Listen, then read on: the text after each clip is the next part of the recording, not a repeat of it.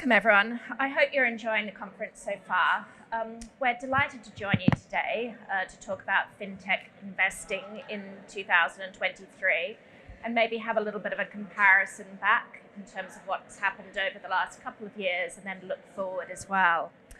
So I'm Maegen Morrison. I'm a partner in the Shearman Sterling M&A team in London. My practice is very much focused on financial institutions all the way through the ecosystem, so from fintechs, so both startups, scale-ups, and also through to kind of your more traditional financial institutions. I'm also a member of the Shearman's FinTech Foundry, and the FinTech Foundry really tries to bring together lawyers from across the firm, really focused on advising fintechs through all stages of their life cycle. So I'll be moderating the session today, and as I mentioned in this workshop, we're really going to be focusing on some trends and themes around fintech investment over the next short to medium term. We'd really like this to be an interactive session as well, so we'll spend a little bit of time going through some themes and comments, but we'll leave enough time for some Q&A at the end. Please, I've been told, if you do have questions, just wait for the roving microphone, because then everyone around us can hear your question and our answer as well.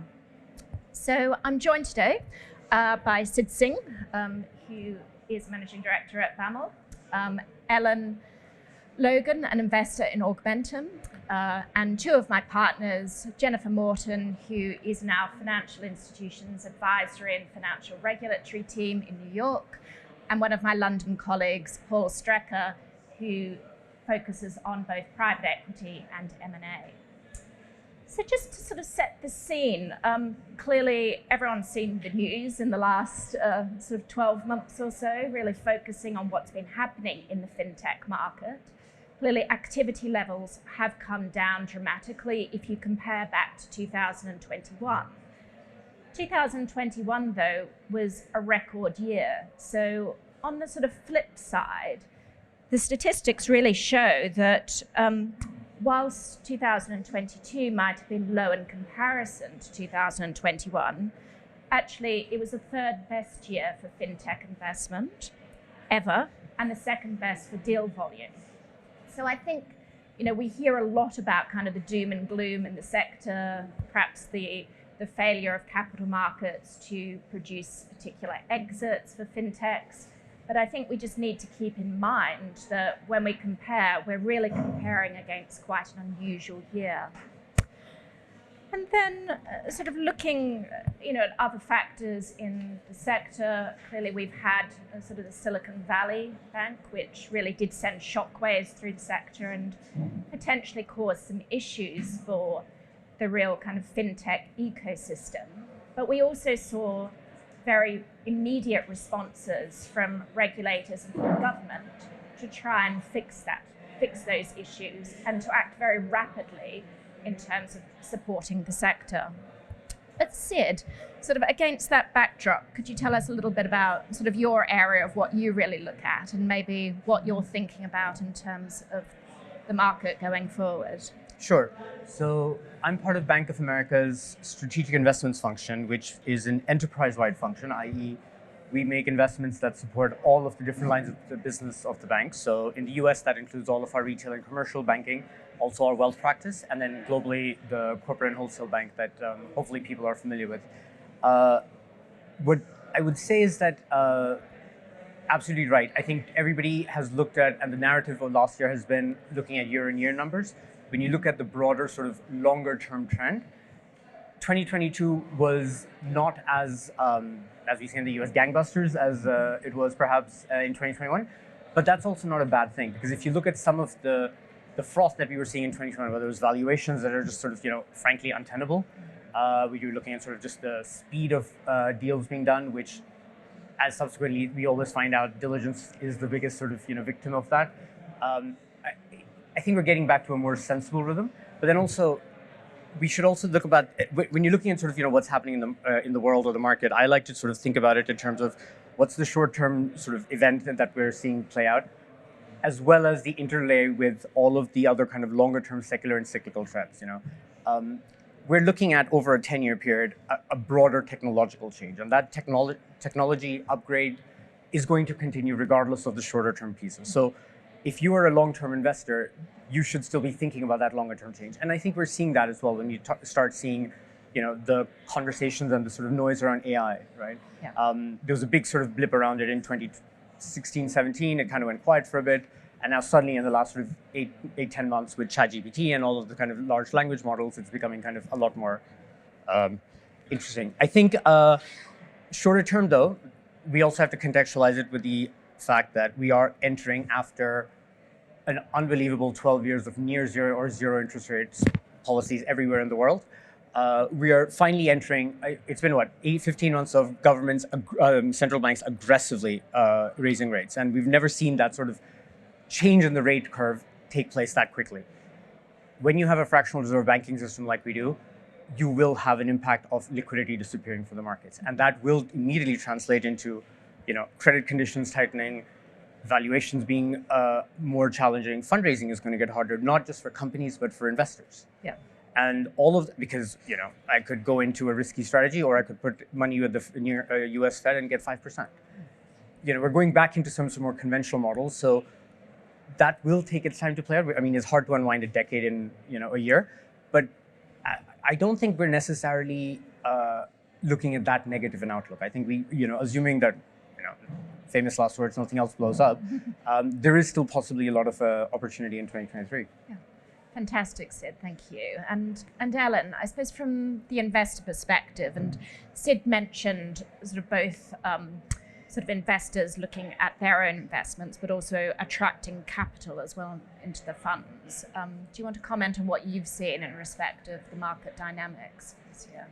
Yeah, definitely. And I'll just sort of give a bit of background on Augmentum because I think it's very relevant to kind of our perspective on the market. So, hi everyone, I'm an investor with Augmentum FinTech. We're the UK's leading listed FinTech-focused fund. We invest from Series A and onwards, and we focus right across Europe. And we've always aimed to build real diversification in our portfolio.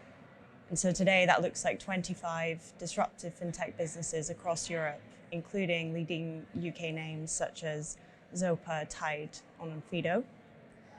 And being listed, I think we have this, being listed but focusing on early stage private investments does give us this very interesting kind of perspective and ultimately exposure across both sides of the market. And so all of the dynamics that played out in public markets and then fed through with a lag into private markets, we almost had a head start on understanding, and I think therefore we're able to react more quickly to them in our private market activity. So touching on many of the points that Sid just went through, but thinking back to 2021 when there was a huge amount of capital coming in chasing FinTech investments, valuations were soaring, round sizes were accelerating, and rounds were ultimately being sort of brought forward well ahead of traction. And actually our response then was to slow our activity. We were seeing good companies, but we weren't seeing so many sort of good investment opportunities. And then thinking about 2022, and I'd agree with you there, Sid, about it being, or the figures coming from 2022 look to us much more like a normalization rather than, a kind of undoing of all of the progress made in FinTech. And I think something that is very different in 2022 is a real absence of the kind of 2021 mega rounds that really started to distort investment activity, particularly at the late stages. And so in 2022, again, our response there was to think about helping our companies to adjust to this new environment, which we continue to do. We're an active investor with board seats. And so, with rates higher and less access to capital, we've been helping our companies to think about faster paths to profitability and supporting them to get there. I think in 2022, we also really returned our focus to thesis-driven origination, which we've always seen as very important to identify kind of what's coming next down the line. And so the investments that we did make in 2022 we're at the earlier stages of our range. So we invest from Series A and onwards, but our investment activity in 2022 was at the Series A stage. And again, that's because a lot of the market disruption was really seen more in the late stages too. And now in 2023, I think what we're starting to see, again, Sid, agreeing with you, but is a bit of a return in confidence to the market, as you mentioned, sort of getting back into a rhythm. We're seeing strong companies who were typically bridge funded by their existing investors through 2022 come back. And I think we're starting to see, Series A or a Series B round that we recognize in terms of shape, valuation expectations, and even, the length of a process that it takes to get comfortable with a decision at that stage. Yeah. Thank you. I'll end there, Maegen. Yeah. I should go on. I suppose, Ellen, when you're looking at those sorts of investments, both sort of early stage and all the way through, do you feel that sort of the key concerns that you've had have altered or sort of shifted shape over the last sort of 18 to 20 months from looking forward? Yeah. I think valuation is always a key concern and remains so in 2023. I think, it was a double-edged sword in 2021 for founders to raise huge amounts of capital at very high valuations, because it then loads on the expectation that their company will be able to grow in order to justify that valuation at the next round. And with those next rounds now coming in an environment that looks very different, you've got a lot of founders who are facing up to quite difficult decisions about, the terms and the valuations that they can now access capital at. And I think what we saw in 2022 was more structure into the market. And again, that was a way for some companies to sort of hold on to their valuations, but make that, acceptable to investors who were coming in then. I think for us, we've always felt it's important to avoid, onerous structure in a deal in order to retain our alignment with founders. And so potentially more than other funds, we're quite valuation sensitive, and that lay behind us choosing to slow down deployment in 2021. But I think in 2023, what we're already seeing is that kind of narrowing in the gap of expectation, particularly at Series A and B stage again. And I think that's really helping sort of deal cadence to pick up. Yeah. And Sid, I suppose just turning to you, some of the issues with valuation obviously come from the market and investor perspective and the overall economic environment. And I suppose I'd be interested in your view about whether you think that particular sectors or subsectors have held up better than others. But the other sort of issue with valuations is clearly some of the legal and regulatory issues. Perhaps if we look at the commercial, and then I'll hand over to Paul and to Jen to kind of talk through that landscape around some of the kind of the gnarly issues that can impact on valuations. So there are a lot of things you could say here. I think absolutely the market drives what we see rounds being priced at, and I've been doing this for a long time, and I always grumble about what I call tourists coming into the space because it's a new fad, and we have investors who come in who perhaps don't necessarily have the context of what it means to invest in regulated businesses, or understand that it's not an environment where necessarily a move fast and break things approach is legal or permissible, but are keen because of the sort of broader zeitgeist. And that, again, I come back to the fact that we've had quantitative easing and sort of zero interest rates for so long that everybody, the most conservative long-term institutional investor that would typically have not ever looked at the asset class was looking at alternatives because they needed yield. And that meant there was a lot of money that was looking for a home. And we have just seen, I'm not even sure what sort of how many planets you would need to justify the kind of growth that some of these valuation models were implying. In terms of sectors, though, I think, all the usual kind of hypes continued. Obviously, there was a big push around 2021 around the whole crypto space. That has kind of obviously come down for a variety of reasons. But I think to the point that Ellen made, there are fundamental sort of broader secular theses that if you have a thesis around, those are continuing to persist. And those weren't the ones that were necessarily attracting the headline big ticket valuations, but they were generally the ones doing some very interesting, useful products. And so rather than maybe, crypto or maybe some of the bigger payments or companies, they were what I would call payments adjacencies, right? Yeah. Who are providing functionality or providing authentication layers or thinking about how payments would operate in the future. So those were, again, they weren't headline grabbing, but they were valuable components, and I think those continue. Capital markets.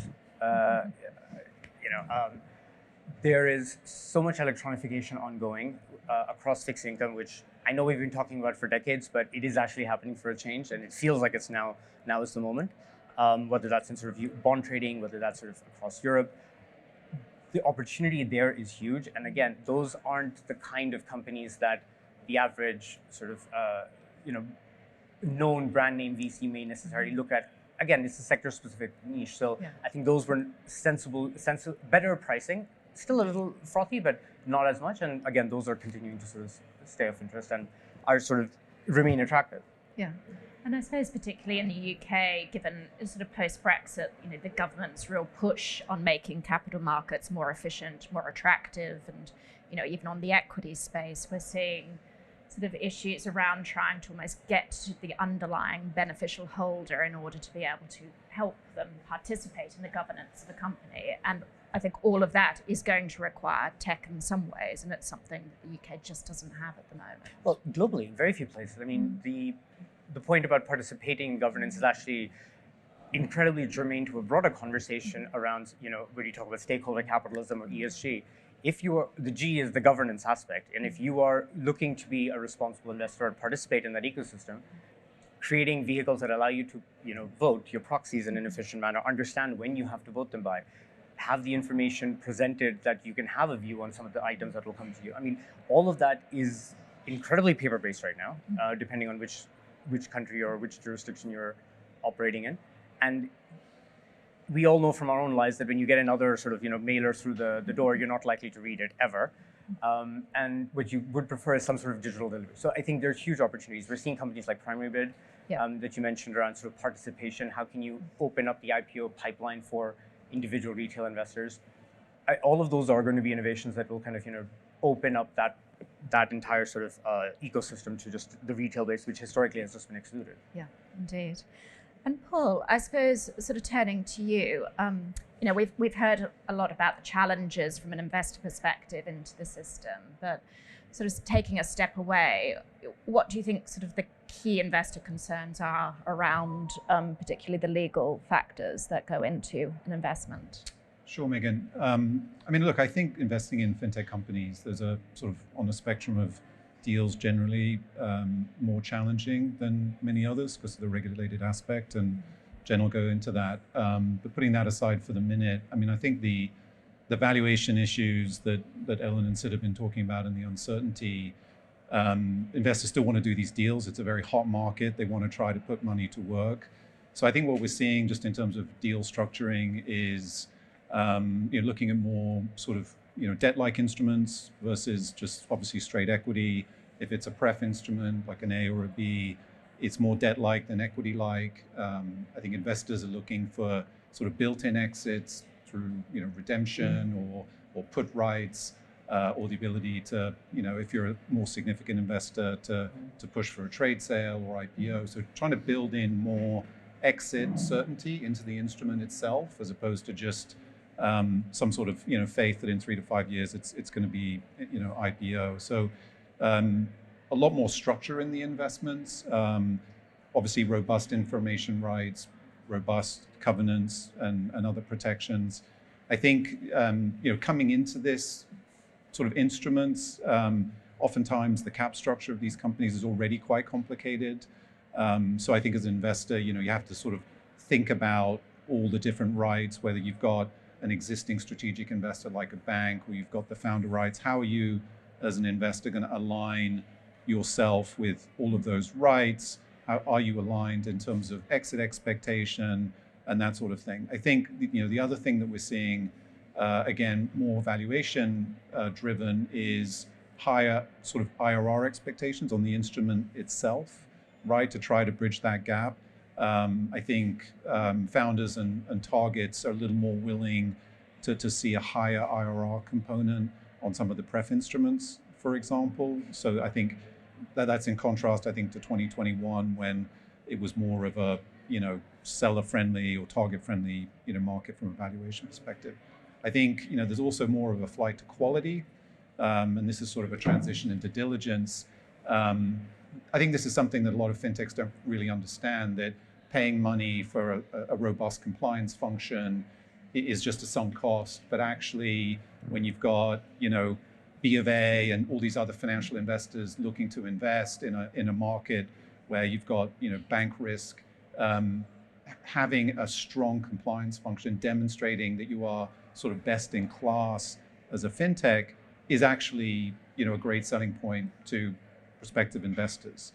And certainly when we're advising an investor looking at these companies, a lot of it's about the diligence, right? Because who knows what warranty protection you're going to get, whether you're going to get W&I insurance. A lot of it is just looking at the company and doing very detailed diligence on compliance and AML, and have there been cybersecurity breaches? Why have there been cybersecurity breaches?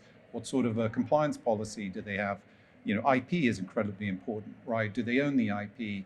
And given the borderless aspects of a lot of the sort of, payment-related aspects of some of these fintechs, you've got to think, is the company thinking about all the relevant regulations, right? Do they fully understand the full spectrum of regulation around the business? And maybe with that, I'll pass it over to Jen from a regulatory perspective. Happy to do that. I'm the regulatory lawyer in the room, so thanks everybody. So when you're approaching a fintech, merger, acquisition, whatever the structure is, you want to see how that fintech is regulated.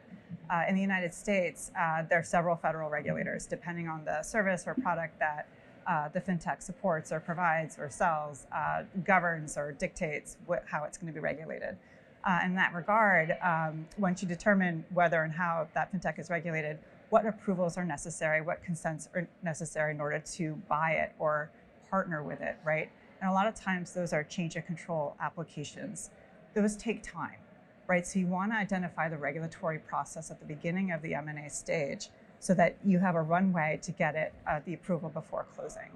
I can't tell you how many calls I've received, not necessarily from my team, but where there's been a deal in the pipeline and there's a regulatory approval that has to happen and we just expedite it and we get it done. But the point is that the applications take time, resources, and money. You have to describe to the regulator what the business is, how the change is occurring, how the merger or whatever the deal is being financed, where the capital comes from, who the owners are, who's going to run it after, and the post-closing operations. Is it integrated or is it a standalone? All of those things are of paramount importance in order to have a successful acquisition or merger or deal when you are dealing with a fintech that is regulated. Due diligence, again, really important. What is their compliance culture? Do they have a compliance regime? Do they have policies, procedures that ensure the supervision of the people, the managers, the owners? Look at the corporate governance. What rights do they have?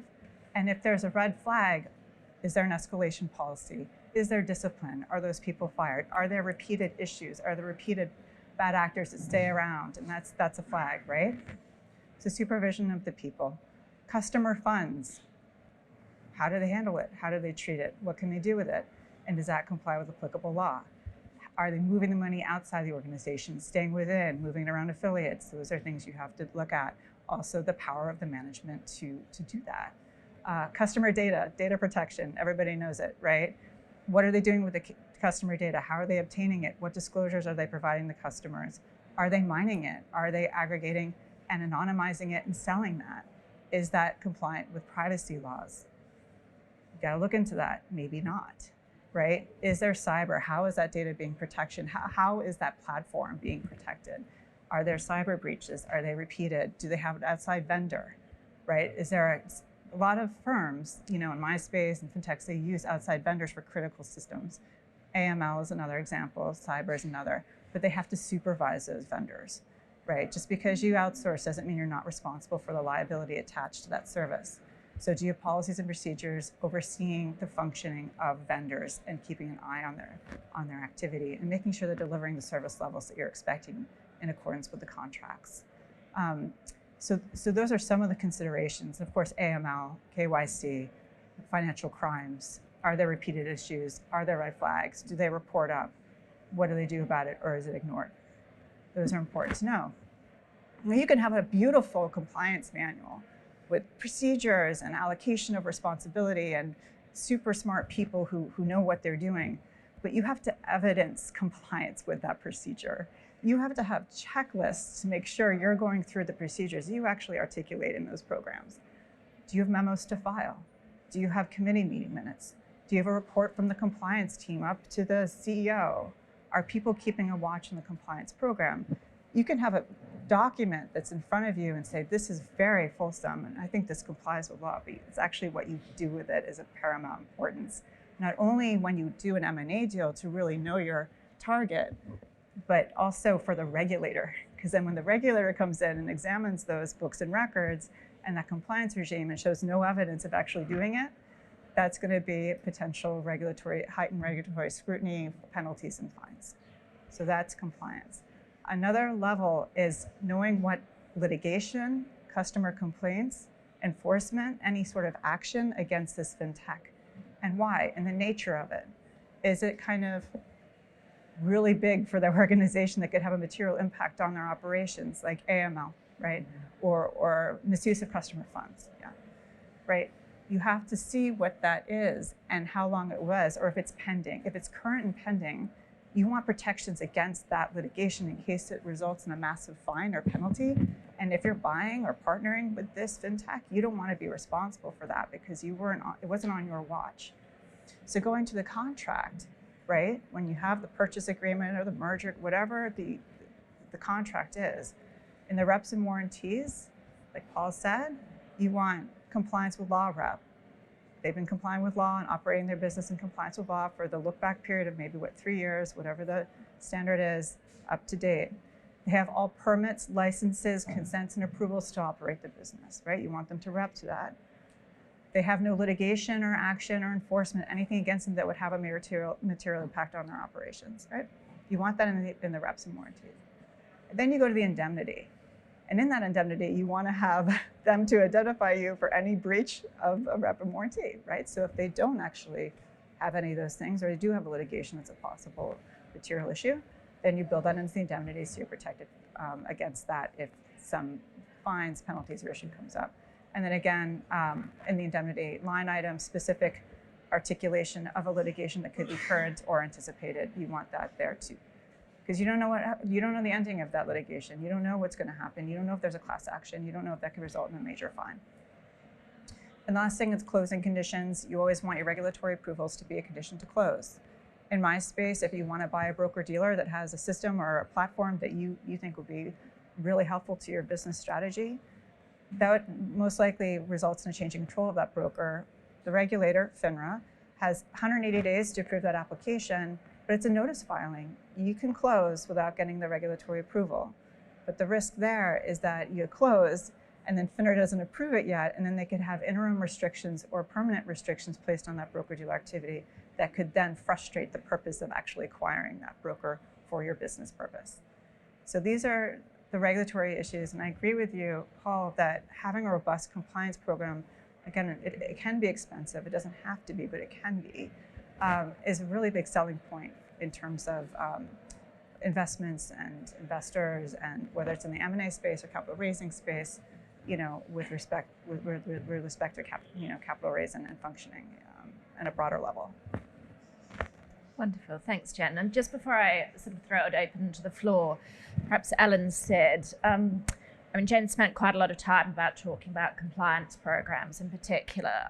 As an investor going in, obviously, particularly given that some of the investments might be at a very early stage, do you ever sort of require sort of compliance uplift programs as a condition to your investing? So, obviously taking on the chin that perhaps these original fintechs may not have procedures to the extent that you would like them, but you want to see a pathway going forward to actually sort of uplifting that compliance.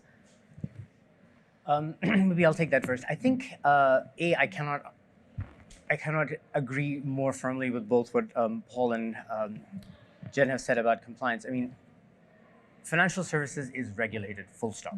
Anybody who tries to participate in it and thinks that they can short circuit it or do something differently because they can do it better, faster, cheaper, not going to happen, right? It's table stakes. This is the cost of doing business. And if you are running a company and you are a founder and you have decided to cut corners by not investing in compliance, enjoy the ride. It's not going to be a very long one, right? But this is the point I was making earlier about tourists, is that if you expect that you can come in and disrupt things, finance has had 800 years or more of kind of figuring out why we have these rules in place, right? And we start seeing some of the same issues come up again and again. Principal agent conflicts, use of appropriate segregation of customer funds. Do you have the right sort of security procedures? I mean, just basic, it's always the same thing over and over again. So if we go in and we see a company where they don't necessarily have the appropriate frameworks in place, I think the first question we have to ask is, what are they doing, first of all, in terms of the business? And if they're operating business in violate or in absence of something that is necessary, that conversation is dead in the water, frankly, because it says very poor things about the culture and frankly, the awareness of management about what the significance of that is. We appreciate that when you're a small company, you're not going to necessarily, and particularly when you're, we're not expecting everybody to be GSIB with all of the kind of processes and governance and oversight and, frankly, cost that goes with that. But it comes down to culture. Do you have a culture where identifying gaps or problems is encouraged? Do you have a process for tracking them? Can you evidence that there is actual action taken? And then you can move forward. I mean, it's interesting because I think about one investment we made, which was an early stage company. It was, when we were coming in at a Series A, up to that point, they hadn't necessarily needed to audit financials. That was previously funded by friends and family. So one of the conditions we made was, of the investment was, okay, fine, we get this, but you will have to have your first audit done within 3 months of closing. And I think we can all think about, audited financials in the context of the UK and the importance of having appropriate audited financials. I mean, it's, I can't emphasize more importantly how serious these issues are for investors. One of the things we haven't necessarily seen play out is the full sort of end-to-end of what happens when something blows up, right? I think we're starting to see some of those play out in real time, but ultimately it'll come back to the investors as well, right? What are the questions you asked? Your LPs, the ones who are not capital you're managing, you're liable to them. They will ask you that. So yeah, do your homework. I think the regulatory concerns are certainly one of the areas where we feel having a sector specialism provides us huge advantage in the market. And touching on some of this tourist capital that Sid's been talking about, that kind of deep understanding of fintech-specific regulatory challenges to navigate and structures that need to be in place, and just experience of having worked with many companies going through scale-up journeys and moving through different phases of regulatory controls. That if that's lacking from tourist capital, then bad decisions are at risk of being made. And in terms of how we actually support our companies practically on these topics, so when we invest at Series A and B, we'll always look to take a board seat, and it's absolutely critical that a board of any fintech company is making sure that that company has the right people and the right structures in place, well ahead of time from when it's going to be, business critical. So yeah, it's absolutely something that we contribute on as board members. And again, because we have the sector specialism and a broad portfolio now, 25 companies, and some of them are now pretty mature, we have a sort of an amazing knowledge base in our team specifically, but also that is accessible kind of across the portfolio to support new investments that we do make as they think ahead about regulation and the types of licenses that might be important to their business. Wonderful. Thanks, Ellen. And so now sort of turning it over to the floor. Does anyone, we've got a question just here. Hi, my name is Vipul. I'm founder of Neotas. We are an EDD company. So I think question for Sid and Alan. What's happened to the key metrics? If you compare 21 to 23, what are the key metrics that you have seen changing from investor perspective, especially profitability? Like a couple of years ago, the investors used to say to me, like, Vipul, if you are trying to make profit, you must be wrong. There's something wrong with you if you're trying to make profit, if you're making profit. And now the same investor is saying, what's your path to profitability, right, kind of thing.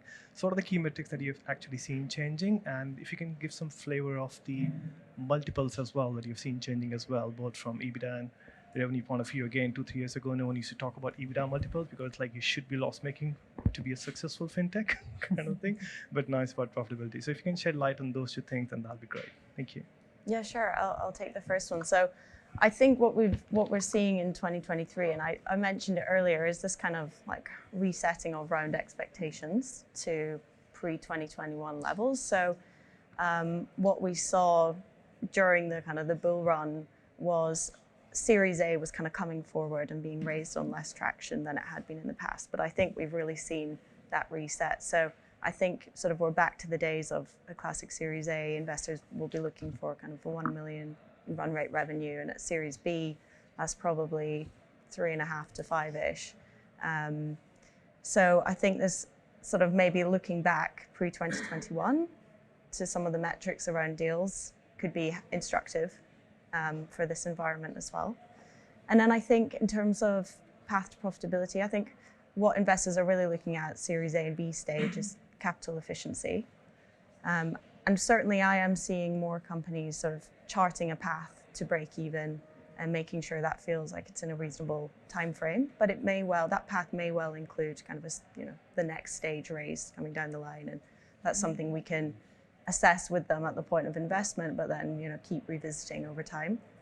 I guess it's always good to see businesses who understand how they can move to that state more quickly if further capital is not available down the line.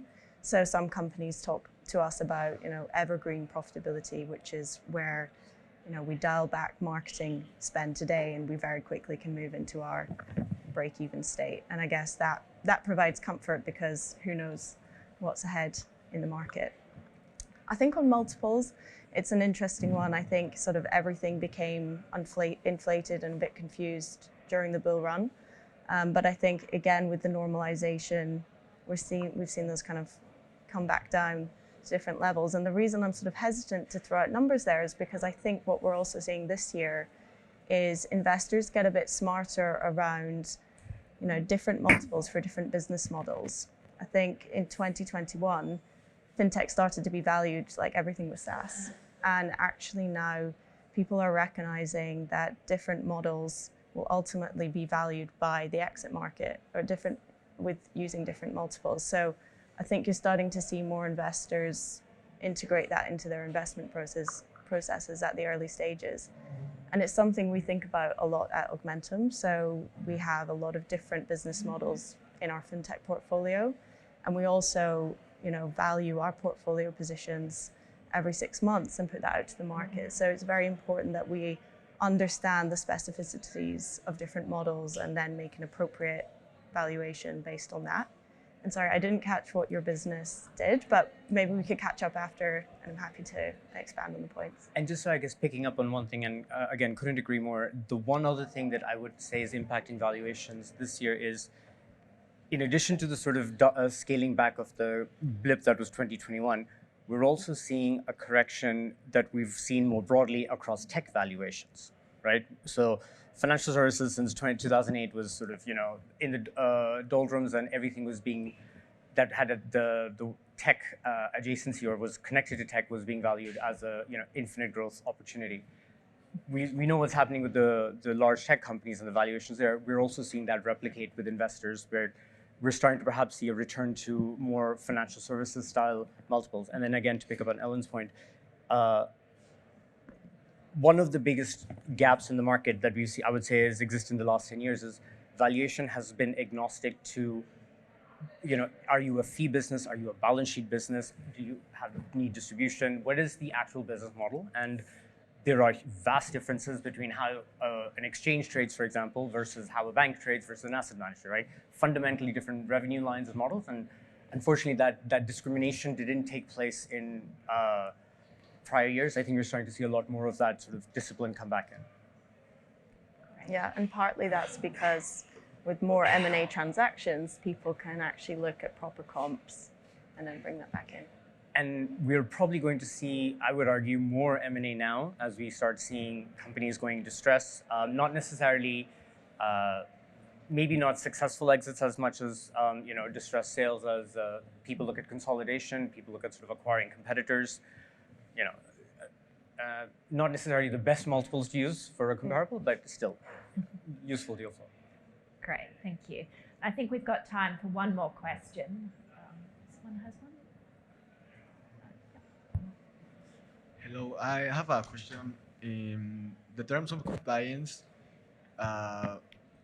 we have all know the ESG trends, the new compliance, the more I don't know how to say, the more focus on TCFDs, this kind of compliance, and we know that the SEC in the US, they have planned to present like a new TCFD kind of reporting rules down on 2025, I think. So, which is the perspective you are considering to not only like a trend, but I don't know how to say it, like just make the ESG trend like a compliance thing? So I think you're referring specifically to mandatory reporting of that the SEC's suggested. Look, I think so. At a headline level, regulation is an ongoing dialogue, right? Where the regulators will always put out commentary papers. So what that final shape is, we have to see, and there are commentary processes in place. But I think in terms of more broadly, the focus on ESG is only increasing, and where we were starting to see some early conversations, that's now becoming more systematic, and that'll start playing out. The key thing from my perspective is, you'll only get what you can only track what you measure, right? And you can only be held accountable for what you're tracking. So ultimately, if the purpose of what is the point of that regulation? And so, provided it's fit for purpose because it allows you to track the things you care about, I think that's to be supported ultimately. And we've seen some interesting work. If you look at the Business Council and the World Economic Forum, they've put out under Bank of America's leadership actually a lot of work around auditing and financial reporting and how you might include ESG metrics in that space. We are starting to see more and more task forces that are industry specific as well emerging. Ultimately, these will be industry led and ultimately industry agreed. It's more timelines and what comes first. But I would be hopeful if you're looking for data and reporting ultimately that we'll have more formal reporting soon enough. Wonderful, thank you. I think that's probably all we've got time for, but please do come and speak to any of the speakers if you've got further questions. So I'd just like to thank all of our panelists for joining us today. If you have a look on your app, there's also some information about the Shearman FinTech Foundry, but also some tips for FinTech M&A. So please do use that as a resource, or our contact details are there. And just finally, Shearman is conducting another couple of sessions today. So at 2:00, we're talking about the regulatory framework for digital assets in particular. And then at 2:50, I think, Jen, you are speaking about fintechs expanding into the US. So please do come and join us for that. But I'd just like to thank all of our panelists in the usual way.